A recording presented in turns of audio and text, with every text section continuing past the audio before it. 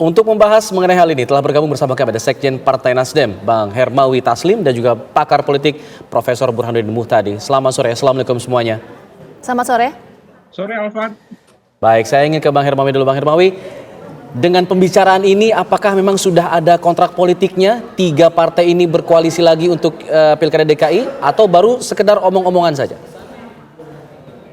Jadi saya mau jelaskan dulu, pertemuan kemarin itu sebenarnya pertemuan rutin 3 Sekjen 01. Baik. Tetapi karena pada saat yang bersamaan teman-teman ketua-ketua DKI akan membuat syukuran sekaligus momentum berterima kasih kepada warga DKI, kita satukan pertemuan. Jadi pertemuan kemarin itu lalu muncul ide macam-macam.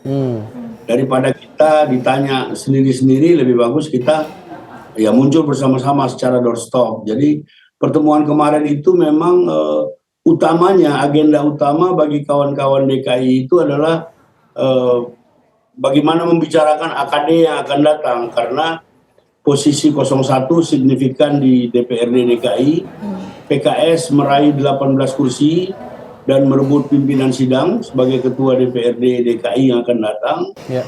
Nasdem mengalami kenaikan dari 7 menjadi 11, juga masuk dalam unsur pimpinan. PKB lebih hebat lagi, naik 100% dari 5 ke 10. Nah, mereka membicarakan itu, membicarakan aglomerasi dan segala macam.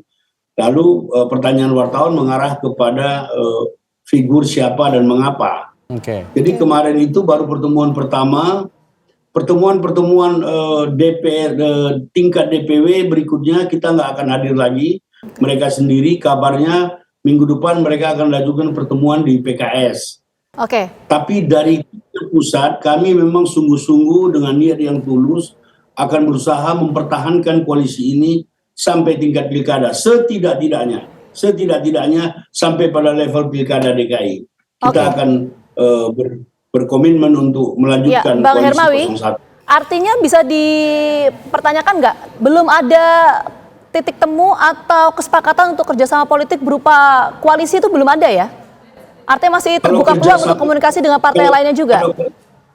Kalau kerjasama politik 01 di DKI itu sudah firm dan kita terbuka terhadap partai-partai lain yang mau bergabung, tetapi muatannya tentang siapa dan mengapa itu akan terus digulirkan, akan terus didiskusikan, sehingga nanti ketika koalisi ini dideklarasikan sudah terdapat beberapa poin penting menuju DKI 1.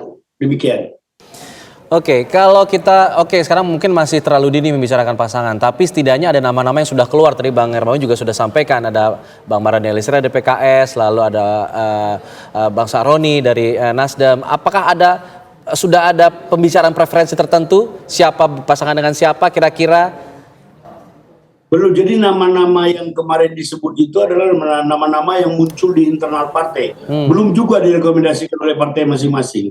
Itu nama-nama yang berkembang di tingkat intern. Tapi karena ditanya kemarin ya kita sebut saja begitu. Nama Pak Anies muncul nggak?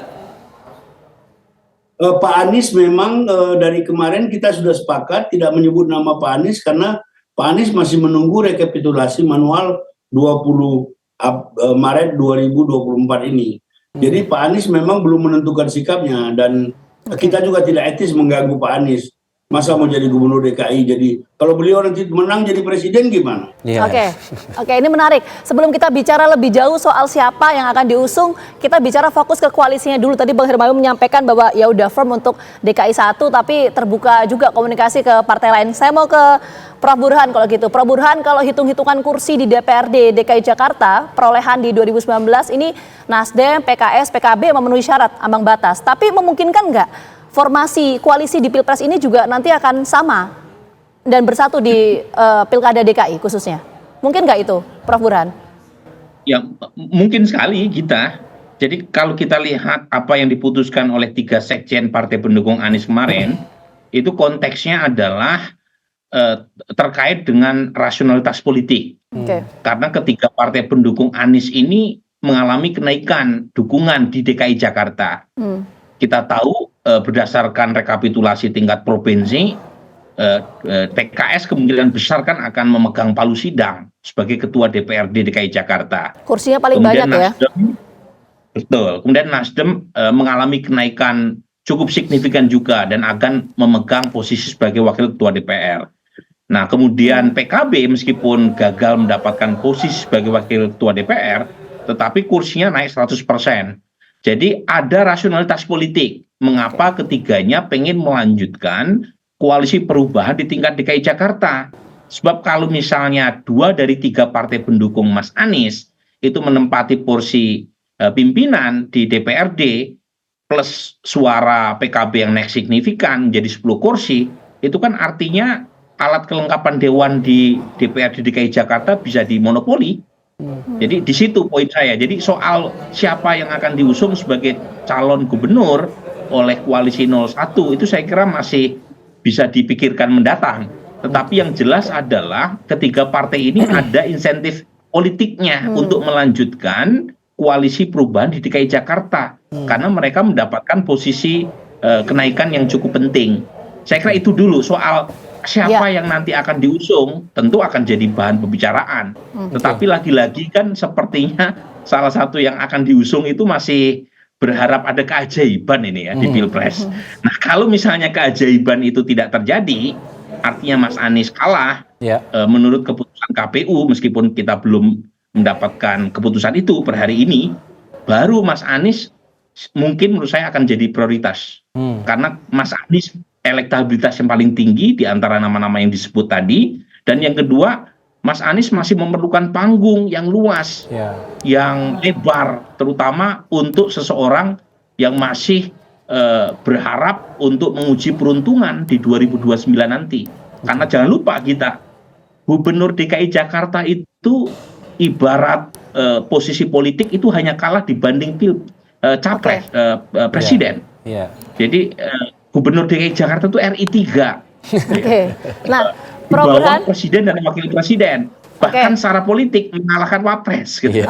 Jadi menurut saya akan sangat dipikirkan oleh Bung Hermawi Taslim. Prof Burhan. Terkait kontestasi pilkada nanti. Iya, kalau Prof Burhan menyampaikan bahwa nama Anies Baswedan ini bisa saja nanti menjadi prioritas. Tapi kalau misalnya tadi memungkinkan 3 partai politik ini berkoalisi di Pilgub DKI Jakarta nanti, apakah nama Anies Baswedan yang bukan merupakan anggota partai politik ini justru bisa mendapatkan atau dapat resistensi yang berlebih di internal koalisi atau seperti apa? Atau justru kader internal nanti yang akan menguat?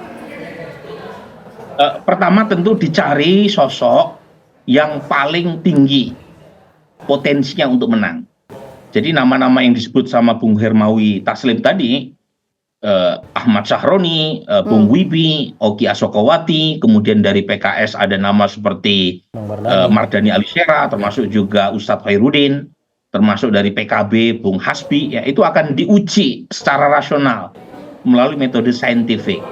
Nah, kalau misalnya di antara nama-nama dari internal ketiga partai ini punya potensi untuk maju dan terpilih sebagai gubernur, tidak kalah dibanding Mas Anies, ya tentu akan mendapatkan prioritas juga. Tetapi per hari ini kan yang paling tinggi masih Mas Anies sebagai calon gubernur ya. Tapi Mas Anies masih menunggu hasil Pilpres. Jadi lagi-lagi nama-nama tadi tetap akan di-list, tetapi ujungnya ya akan dicari sosok yang bisa diterima oleh ketiga partai dan punya potensi untuk menang. Dan kalau bicara kriteria itu, Mas Anies berada di race paling satu. Baik. Potensinya paling tinggi dibanding nama lain yang disebut. Kecuali mungkin nama-nama lain sebagai wakil gubernur ya. Nah mungkin bisa dicek. Tetapi lagi-lagi kan kita belum tahu ya, karena Mas Anies masih menunggu hasil Pilpres. Baik, Anies Baswedan masih jadi prioritas kalau yang bersangkutannya memutuskan mau untuk diusung. Nah, jika memang tidak mau nih, kita berandanya tidak mau, apakah kemudian orang-orang yang tadi disebutkan oleh Bang Hermawi punya potensi, masih tetap PDK koalisi ini untuk bisa memenangkan Pilkada DKI Jakarta? Dijawabnya usai jeda. Tetaplah bersama kami di Kabar Petang.